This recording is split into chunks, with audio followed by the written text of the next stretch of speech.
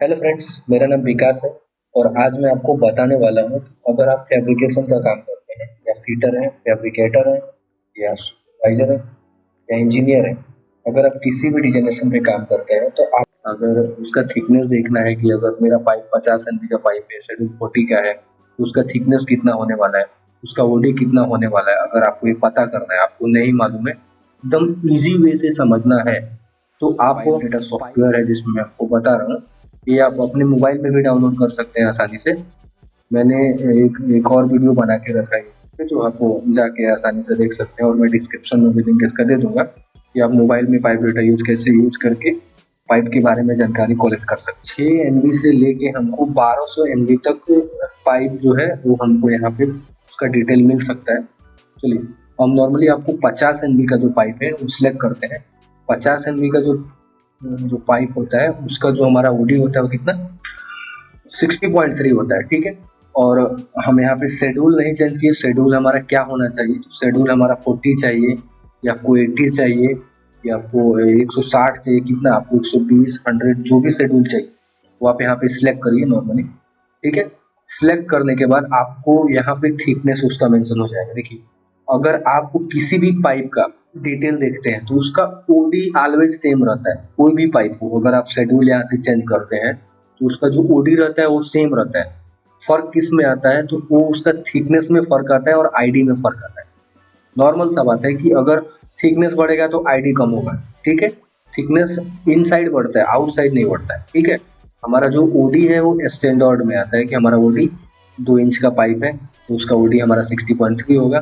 But अगर हम schedule change करते हैं तो उसका ओडी वही रहेगा, बट थिकनेस यहाँ पे चेंज हो जाएगा।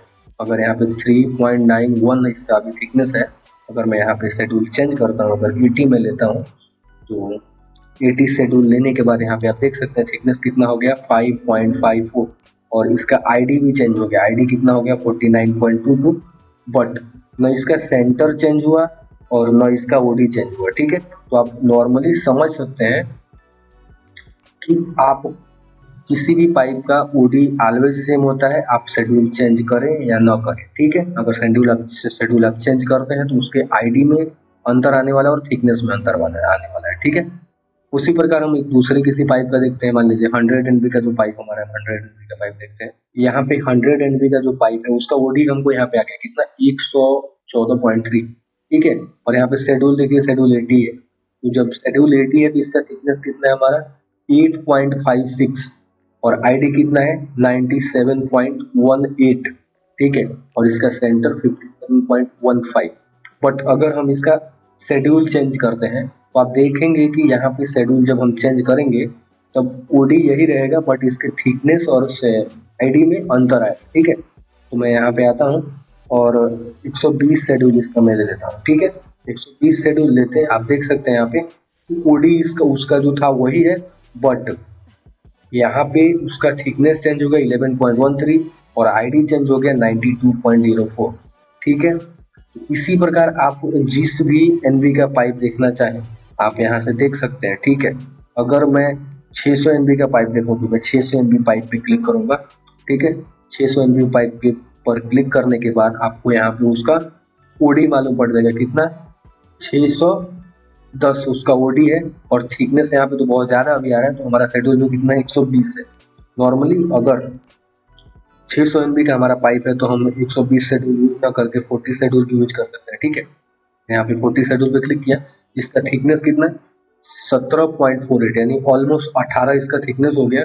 और इसका आईडी देखिए 575.04, ठीक है। और इसका जो हमारा सेंटर टू सेंटर डिस्टेंस वो 305 डिस्टेंस, ठीक है।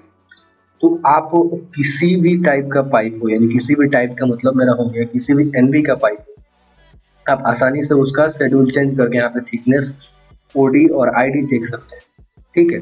तो ऐसे ही वीडियो देखने के लिए मेरे चैनल को लाइक एंड सब्सक्राइब करें और प्रेशर वेसल्स